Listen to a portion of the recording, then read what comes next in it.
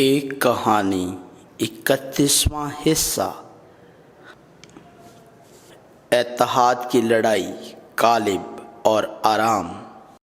یشوع 10 باب تا 24 باب۔ یہ خدا کی سرزمین کنعان کے ملک کی فتح کی جاری جنگ ہے۔ یہ خدا کی سرزمین ہے جو خدا نے تیار کی ہے، اور خدا نے کہا کہ جاؤ۔ یہ خدا کی جنگ ہے۔ خدا کے لوگوں کو خدا کے کلام کو مکمل طور پر ماننا اور خدا کے امتحانات پاس کرنا ہوں گے۔ شیطان ان کو ختم کرنے کے لیے آزمائے گا، لیکن امتحانات جو خدا دیتا ہے ان سے خدا کے کلام کو تھام کر بچا جا سکتا ہے۔ ہمیں صرف خدا سے امید رکھنی چاہیے اور خدا کے طریقے کے مطابق لڑنا چاہیے، کیونکہ خدا اسرائیل کے لیے لڑا تھا۔ جبعون ایک بہت بڑا شہر ہے اور اس کے لوگ طاقتور ہیں، لیکن انہوں نے اسرائیل کے ساتھ اتحاد کر لیا۔ جب اموریوں کے 5 بادشاہ جبعون کا مقابلہ کرنے کے لیے متحد ہو گئے، جبعون نے یشوع کے پاس ایک شخص کو مدد کے لیے بھیجا۔ جب یشوع سب فوجیوں اور جنگجوؤں کے ساتھ جنگ کے لیے نکلا، خدا نے کہا ان سے نہ ڈر، اس لیے کہ میں نے ان کو تیرے ہاتھ میں کر دیا ہے۔ ان میں سے ایک مرد بھی تیرے ساتھ کھڑا نہ رہ سکے گا۔ اور اس شروع ہوئی جنگ میں خدا نے اسرائیل کے آگے اتحادی فوجوں کو شکست دی، اور خدا نے تلوار سے ہلاک ہونے والوں کے مقابلہ میں زیادہ سے زیادہ لوگوں کو آسمان سے پتھر برسا کر مارا۔ نیز خدا نے یشوع کی دعا سنی اور سورج اور چاند کو تھما دیا۔ انہیں جنگ میں فتح دی جس میں خدا نے دشمن کو حوالے کیا۔ 5 بادشاہوں کی گردنوں پر پاؤں رکھے، انہیں ہلاک کیا، ایک درخت پر لٹکایا، ان غاروں میں پھینک دیا جن میں وہ چھپے تھے، اور اسے بڑے پتھروں سے بند کر دیا تھا۔ یہ ایک ایسا واقعہ ہے جس کی پیشن گوئی کی گئی ہے کہ جو شخص کسی عورت کی نسل کے طور پر آئے گا اس کی ایڑی پر کاٹا جائے گا، لیکن وہ سانپ کے سر کو کچل دے گا۔ یشوع نے مکیدہ، لبنہ، لکیس اور جزر، اجلون، حبرون اور دبیر کو بھی مارا، بغیر کسی کو زندہ چھوڑے، اور ہر ذی نفس کو مکمل طور پر ختم کر دیا جس طرح خدا نے حکم کیا تھا۔ یشوع نے قادس برنے سے غزہ تک اور جشن کے سارے علاقے سے لے کر جبعون تک حملہ کیا، لیکن یہ اس لیے تھا کہ خدا نے اسرائیل کے لیے لڑائی کی تھی کہ یشوع ایک ہی وقت میں ان تمام بادشاہوں اور ان کی سرزمین پر قبضہ کرنے کے قابل تھا۔ ہمیں اسے اپنے دلوں میں رکھنا چاہیے۔ ہم نے دیکھا کہ ہمیں خدا کے کلام کو اپنی زندگی کے طور پر قائم رکھنا چاہیے، کلام کے مطابق اطاعت کرنی چاہیے، کلام کی بنیاد پر گناہ نہیں کرنا چاہیے، اور اسی کے مطابق دعا اور بات کرنا چاہیے۔ کنعان کی سرزمین کو خدا کی بادشاہی بنانے کے لیے 5واں خدا کے کلام کی بنیاد پر ایمان کے ساتھ آگے بڑھنا ہے۔ یہ اس لیے کہ خدا نہ صرف دشمن کو حوالے کرے گا بلکہ خدا خود اپنی جنگ لڑے گا۔ تاہم بائبل کے ذریعے بنی اسرائیل کی گواہی مکمل زوال تھی۔ انہوں نے خدا کے کلام کو تھاما نہیں، خدا کی اطاعت نہیں کی، اور انہوں نے خدا کے خلاف مسلسل گناہ کیا اور اسے ترک کر دیا۔ بائبل وہ کہانی بتا رہی ہے، اگر بنی اسرائیل واقعی سب کچھ رکھتے جیسا کہ اوپر بیان کیا گیا ہے، خدا کی محبت اور فضل کم ہو جائے گا، لیکن وہ مکمل طور پر سرکش ہو چکے ہیں۔ لہٰذا خدا جو ان سے محبت کرتا تھا اور فضل بڑھتا گیا، یسوع مسیح کی ضرورت زیادہ ہے۔ بائبل ناممکن کو ظاہر کرتی رہتی ہے۔ یہ کہانی اب قاضیوں سے شروع ہوتی ہے اور اسرائیل کی تباہی تک جاتی ہے۔ گھوڑوں کی کونچیں کاٹنا اور ان کے رتھوں کو جلا دینا۔ اگر سابق اتحادیوں کے ساتھ لڑائی اموریوں پر مرکوز تھی، تو اس بار کنعان کے تمام قبیلے اور بادشاہ اپنی تمام فوج لے کر باہر آئے، اور یہ ساحل کی ریت کی طرح دکھائی دیتا تھا، اور وہاں بہت سارے گھوڑے اور رتھ بھی تھے۔ ہم اس صورتحال کو حقیقت کہتے ہیں۔ حقیقی طور پر وہ ان کے خلاف جنگ نہیں جیت سکتے تھے۔ یہ وہ قبائل تھے جو جنگ کے ساتھ بڑے ہوئے تھے، اور بنی اسرائیل سینکڑوں سالوں سے مصر کے غلام رہے اور صرف 40 سال صحرا میں گزارے۔ اگرچہ بنی اسرائیل نے کچھ جنگیں کیں، لیکن یہ ان کی طرف سے کوئی حکمت عملی کی جنگ نہیں تھی، بلکہ خدا کی طرف سے لڑی گئی خدا کی جنگ تھی۔ یہ حقیقت کا خوف اناک کے بیٹوں کی طرح ہوگا، جسے اسرائیلیوں کے 12 جاسوسوں میں سے 10 نے دیکھا، اور جولیت کی طرح جس نے ساؤل اور لوگوں کے سامنے 40 دن اور رات گزارے۔ لیکن ایک بار پھر یہ جنگ خدا کی جنگ ہے۔ خدا نے پہلے ہی کہا تھا کہ جب تو اپنے دشمنوں سے جنگ کرنے کو جائے اور گھوڑوں اور رتھوں اور اپنے سے بڑی فوجوں کو دیکھے تو ان سے ڈر نہ جانا، کیونکہ خداوند تیرا خدا جو تجھ کو ملک مصر سے نکال لایا تیرے ساتھ ہے۔ لہٰذا جنگ کی کلید دشمن کی طاقت نہیں، بلکہ اسرائیل کے ساتھ خدا کی موجودگی ہے۔ یہاں تک کہ اگر بہت سارے دشمن ہیں تو اگر خدا ان کے ساتھ ہے تو وہ جیت جائیں گے، اور اگر دشمن کم ہے لیکن اگر خدا ان کے ساتھ نہیں ہے تو وہ ہار جائیں گے۔ ہم یہاں آنے سے پہلے ای شہر کے ساتھ لڑائی میں ان حقائق کی تصدیق کر چکے ہیں، اور خدا کے ساتھ ہونے کی کلید رشتہ ہے۔ اگر وہ خدا کے کلام کی تعمیل کرتے ہیں اور گناہ نہیں کرتے ہیں اور خدا کے ساتھ مسلسل گفتگو کرتے ہیں تو وہ خدا کی جنگ میں صرف فتح کے گواہ ہوں گے۔ تاہم وہ ایسا نہیں کر سکتے ہیں۔ انہیں مدد ایک نجات دہندہ کی ضرورت ہے۔ تمام فوجیں اسرائیل کے سامنے جنگ کے لیے کھڑی تھی، لیکن خدا نے کہا ان سے نہ ڈر، کیونکہ کل اس وقت میں ان سب کو اسرائیلیوں کے سامنے مار ڈالوں گا، لیکن تو ان کے گھوڑوں کی کونچیں کاٹ ڈالنا اور ان کے رتھ آگ سے جلا دینا۔ اور جیسا کہ کہا گیا، یشوع اور اسرائیل نے کوئی دشمن فوجی پیچھے نہ چھوڑا، انہیں مار ڈالا، اور پیچھے جو بھی ذی نفس تھا اسے نہ چھوڑا۔ لیکن یہ ضروری ہے، خدا نے کہا میں ان سب کو اسرائیلیوں کے سامنے مار کر ڈال دوں گا، لیکن تو ان کے گھوڑوں کی کونچیں کاٹ ڈالا اور ان کے رتھ آگ سے جلا دینا۔ خدا کی جنگ میں فتح کرنے کے بعد اطاعت کا ایک عمل تھا جو خدا پر بھروسہ کیے بغیر نہیں کیا جا سکتا، اور اس کا انحصار یا تو گھوڑوں اور رتھوں کو حاصل کر کے اگلی جنگ کی تیاری کرنا تھا جو اس وقت جنگ کا بہترین ہتھیار تھے، یا دوبارہ جنگ میں صرف خدا پر انحصار کرتے ہوئے لڑنا۔ یہ داؤد تھا، مرد خدا، جس نے یہ ایمان کی جنگ لڑی۔ یہ کبھی بھی آسان نہیں تھا، لیکن یشوع نے خدا کے حکم کی تعمیل کی، اور بائبل بتاتی ہے کہ خدا نے موسیٰ کو حکم دیا، موسیٰ نے وہ یشوع کو حکم دیا، اور یشوع نے وہ سب کیا جس کا خدا نے حکم دیا تھا۔ یہ تعلق خدا کی بادشاہی ہے، نہ ہی موسیٰ اور نہ ہی یشوع بادشاہ تھا۔ وہ محض رہنما تھے جنہوں نے خدا اور اس کے لوگوں کو جوڑا تاکہ خدا کے لوگ خدا کی مرضی کے مطابق زندگی گزار سکیں۔ صرف غزہ، جاد اور اشدود بچ گئے تھے۔ بائبل کا اندراج بظاہر ایسا لگتا ہے جیسے انہوں نے ایک ہی وقت میں یردن کو عبور کیا، ایک ہی وقت میں جنگ جیت لی، لیکن یہ جنگ ایک طویل عرصہ تک جاری رہی۔ جنگ کا اختتام کنعان کی پوری سرزمین کو فتح کرنے پر ہوا۔ بائبل میں ان بادشاہوں کا ذکر ہے جنہیں اسرائیل نے مارا تھا، لیکن ہمیں جاننے کی ضرورت ہے۔ ایسا لگتا تھا کہ یشوع اور اسرائیل نے کنعانیوں کو ختم کر دیا ہے، لیکن انہوں نے ان کو مکمل طور پر فتح نہیں کیا۔ ابھی بھی کنعانی قبائل باقی تھے، اور بائبل بتاتی ہے وہ صرف غزہ، جاد اور اشدود میں بچ گئے تھے۔ یہ جگہ جو اب کمزور اور تھوڑی سی بچی ہوئی جگہ کی طرح محسوس ہوتی ہے، مستقبل میں اسرائیلیوں کی کنعانی زندگی کے لیے ایک اور پھندے کی طرح کام کرے گی۔ غزہ وہ جگہ ہے جہاں قاضی سمسون کی آنکھیں نکال لی گئی تھیں اور چکی پیسنا پڑی تھی۔ جولیت جات قبیلے سے آیا تھا، اور اشدود وہ جگہ تھی جہاں خدا کے صندوق کو لے لیا گیا تھا۔ اس مکمل فتح کی ناکامی نہ صرف یشوع کی حد ہے بلکہ بنی اسرائیل کی حد بھی، پرانے عہد نامے کی حد، قانون کی حد اور گنہگاروں کی حد ہے۔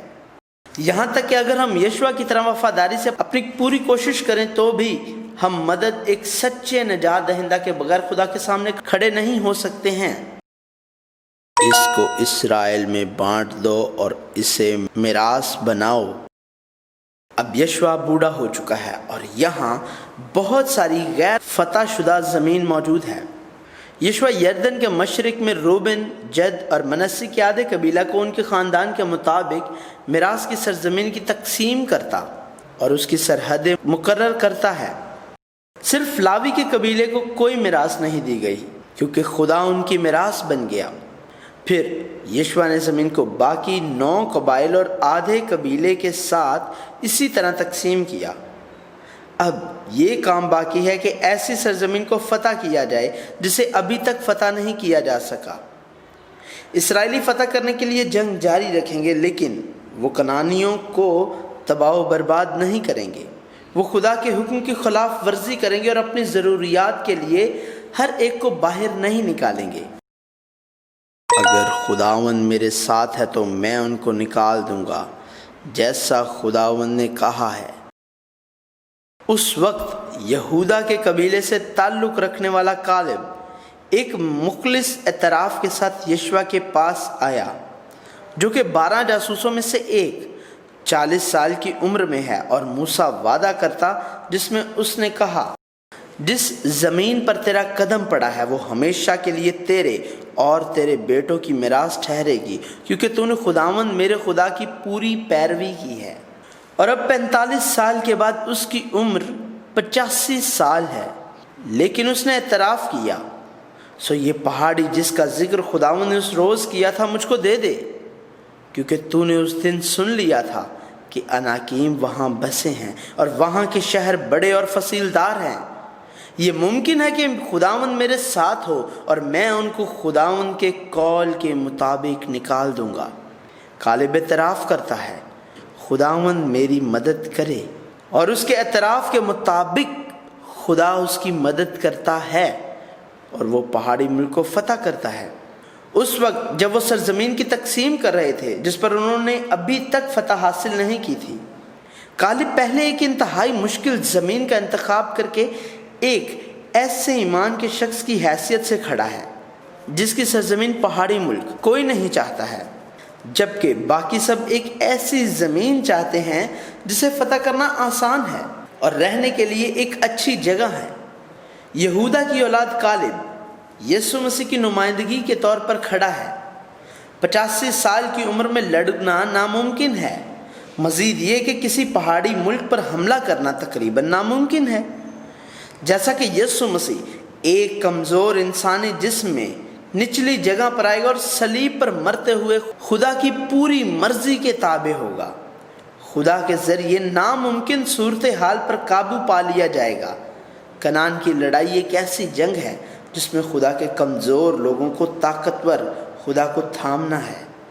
اس کے علاوہ ہمیں دوبارہ آگاہ ہونے کی ضرورت ہے۔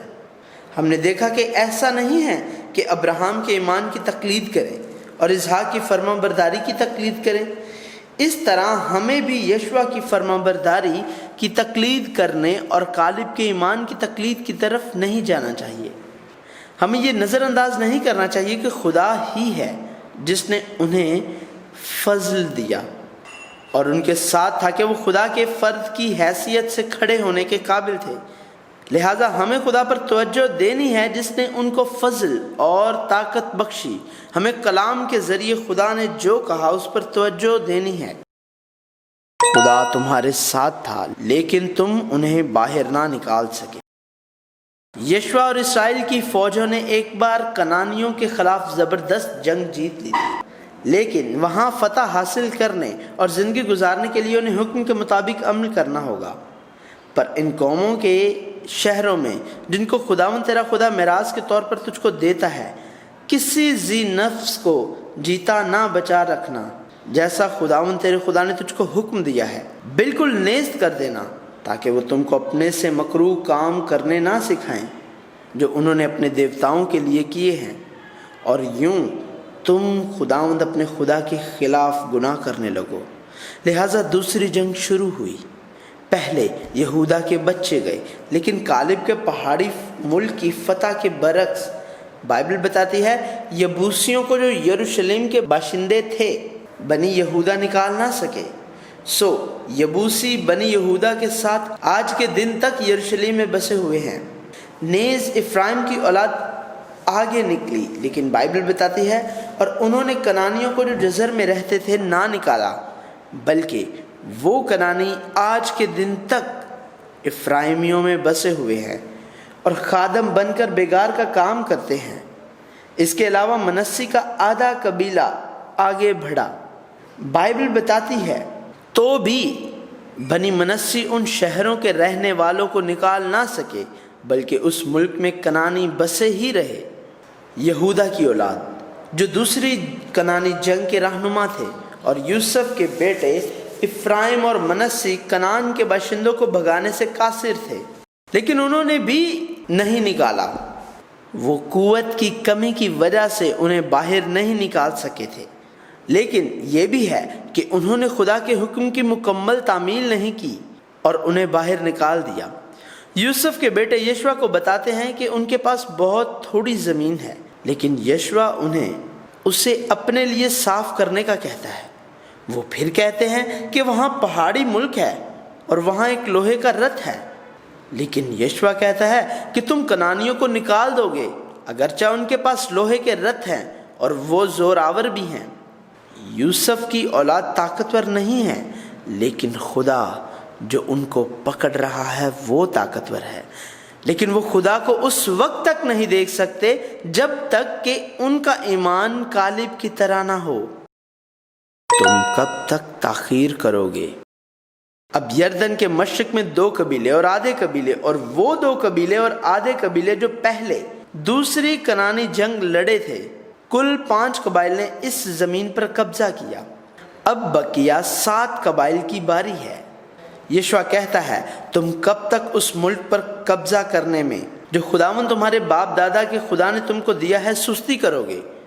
اور بنیامین کے قبیلے، شمعون کے قبیلے، زبلون کے قبیلے، اشکار کے قبیلے، آشر کے قبیلے، نفتالی کے قبیلے اور دان کے قبیلے کے درمیان زمین تقسیم کرنے کا کام ختم ہوا، اور زمین کی تقسیم ختم ہو چکی ہے۔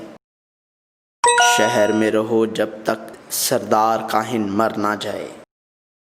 خدا نے پہلے ہی پناہ کے شہر کے بارے میں موسیٰ سے بات کی تھی، اور موسیٰ نے بنی اسرائیل سے بات کی۔ جو خدا نے یشوع سے دوبارہ بات کی، جان بوجھ کر قتل کرنے والوں کو ضرور مارا جانا چاہیے، لیکن غلطی سے قتل کرنے والوں کے لیے فرار کا راستہ بنایا گیا۔ انہیں قریبی پناہ کے شہر میں فرار ہونا تھا، اور جب سردار کاہن کی موت ہو جائے تو وہ اپنے ہی شہر میں واپس جا سکنے کے قابل تھے۔ یہ یسوع مسیح کی نمائندگی ہے جو سردار کاہن اور راہ کے طور پر آئے گا اور آزادی دے گا۔ خدا نے ان کے آس پاس آرام دیا ہے۔ کنعان کی فتح کی جنگ اب ختم ہو رہی ہے۔ یشوع نے لاویوں کے شہر اور چراگاہیں تقسیم کی، اور روبن، جد اور منسی کو بھیجا جو یردن کے مشرق میں اس ملک پر قبضہ کرنے والے تھے۔ یشوع یہ الفاظ نہیں بھولا تھا، فقط اس فرمان اور شرع پر عمل کرنے والے کی نہایت احتیاط رکھنا جس کا حکم خداوند کے بندہ موسیٰ نے تم کو دیا، کہ تم خداوند اپنے خدا سے محبت رکھو اور اس کی سب راہوں پر چلو اور اس کے حکموں کو مانو اور اس سے لپٹے رہو، اور اپنے سارے دل اور اپنی ساری جان سے اس کی بندگی کرو۔ اگرچہ الیعزر کاہن کے بیٹے فنہاس کی ثالثی کے ذریعے راستے میں بنائے گئے مذبح کی وجہ سے ایک غلط فہمی پیدا ہوئی تھی، لیکن یہ انکشاف ہوا ہے کہ مذبح غیر معبودوں کو قربانی دینے کے لیے مذبح نہیں، بلکہ آئندہ نسلوں کو گواہی دینا تھا کہ یردن کے مشرق اور مغرب میں ایک ہی قوم ہے جو ایک خدا کی عبادت کرتی ہے۔ اب اس صورتحال میں جب یشوع کے آخری الفاظ پیچھے چھوڑے گئے تھے، بائبل ریکارڈ کرتی ہے کہ خدا نے انہیں آرام دیا، لیکن ہمیں یہ جاننا چاہیے کہ تھوڑا سا آرام ذائقہ کے لیے ہے، حتمی آرام نہیں جو خدا بائبل میں دینا چاہتا ہے۔ شریعت کی کتاب میں لکھی ہر چیز پر عمل کرنا اور اس سے بائیں اور دائیں نہیں مڑنا ہے۔ جس طرح خدا نے موسیٰ کے ذریعے کام کیا، وہی کام تھا جو اس نے یشوع کے ذریعے کیا تھا، اور اب وہ کام مکمل کر رہا ہے۔ پہلے یشوع نے تمام اسرائیل کو ایک بار پھر ان کو یہ یاد دلانے کے لیے بلایا کہ خدا نے ان کے لیے جنگ کی تھی۔ انہیں بتاتا ہے کہ زمین جو انہیں دی گئی ہے وہی کرے گی جیسا خدا نے کہا تھا، اور وہ بھولے بغیر کہتا ہے، تم خوب ہمت باندھ کر اور جو کچھ موسیٰ کی شریعت کی کتاب میں لکھا ہے اس پر چلنا اور عمل کرنا، تاکہ تم اس سے داہنے یا بائیں ہاتھ نہ مڑو۔ اس کی وجہ یہ ہے کہ یہ زندگی ہے۔ ایسا ہوا کہ وہ خدا کو نہیں چھوڑیں گے۔ اس نے ان سے یہ بھی کہا کہ وہ اپنے آپ میں محتاط رہیں اور خدا سے پیار کر کے خدا کے خلاف گناہ نہ کریں۔ لیکن اگر وہ گناہ کرتے ہیں تو خدا انہیں سزا دے گا اور اس ملک میں ان کو تباہ کر دے گا جو خدا نے انہیں دیا ہے۔ جس طرح خدا نے برکت دی وہ انہیں ضرور سزا دے گا۔ خدا کی سزا سے بچنے کا طریقہ برکت نہیں، خدا کے کلام کے ذریعے خدا کے لوگوں کے لیے خدا کی خواہش کے مطابق جاننا اور عمل کرنا ہے۔ آج منتخب کرو کہ تم کس کی عبادت کرو گے۔ اب یشوع پیچھے ابراہیم سے شروع کر کے موسیٰ کا خروج، بحر کلثم کا واقعہ اور بیابان کے دنوں سے کنعانی جنگ تک ان کے لیے خدا کی دیکھ بھال کو دیکھتا ہے، اور وہ ان سے فیصلہ لینے کی تاکید کرتا ہے کہ زندگی گزارتے وہ کس کی عبادت کریں گے۔ یشوع صاف لفظوں میں کہتا ہے، ابراہیم میری اور میرے گھرانے کی بات، سو ہم تو خداوند کی پرستش کریں گے۔ اور اسرائیلی بھی اعتراف کرتے ہیں، خدا نہ کرے کہ ہم خداوند کو چھوڑ کر اور معبودوں کی پرستش کریں، سو ہم بھی خداوند کی پرستش کریں گے کیونکہ وہ ہمارا خدا ہے۔ تب یشوع نے ایک بار پھر زور دیا، اگر تم خداوند کو چھوڑ کر اجنبی معبودوں کی پرستش کرو تو اگرچہ وہ تم سے نیکی کرتا رہا ہے تو بھی وہ پھر کر تم سے برائی کرے گا اور تم کو فنا کر ڈالے گا۔ اور اسرائیلی بھی کہتے ہیں، ہم خداوند ہی کی پرستش کریں گے۔ یہ کافی ہو سکتا ہے، لیکن یشوع کہتا ہے، تم آپ ہی اپنے گواہ ہو کہ تم نے خداوند کو چنا ہے کہ اس کی پرستش کرو، اور لوگوں سے عہد باندھا اور آئین اور احکام کی تصدیق کی۔ یشوع نے انہیں خدا کی شریعت کی کتاب میں درج کیا، پھر ایک بڑا پتھر اٹھایا اور اسے بطور ثبوت کھڑا کر دیا، چنانچہ لوگ اس سے انکار نہیں کر سکتے ہیں۔ تاہم بائبل ایک مدھم بیان چھوڑ دی ہے۔ اسرائیلی خداوند کی پرستش یشوع کے جیتے جی اور ان بزرگوں کے جیتے جی کرتے رہے جو یشوع کے بعد زندہ رہے اور خداوند کے سب کاموں سے جو انہوں نے اسرائیلیوں کے لیے کیے واقف تھے، اور یشوع اپنے انجام کو پہنچا۔ مدھم لفظ کے معنی کی جانچ پڑتال بائبل کی اگلی کتاب کچھ ذات میں کی جائے گی۔ اب بائبل کنعان کی سرزمین جو مکمل طور پر فتح نہ ہوئی میں نشیب و فراز دہراتے خدا کے لوگوں کی کہانی کی طرف گامزن ہے۔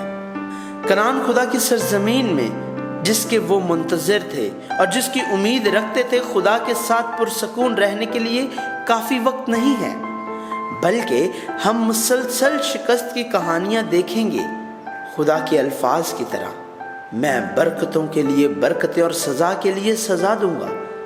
ان جرائم کی وجہ سے جو بغیر کسی روک ٹوک کے دہرائے جاتے ہیں، وہ مایوس ہوں گے اور ہم مایوس بھی ہوں گے، لیکن ہمیں یہ جان لینا چاہیے کہ خدا کی جوش کی کہانی جو ہمیشہ کے لیے انہیں پکڑے رکھتی ہے، بائبل کی کہانی اور ہماری کہانی ہے۔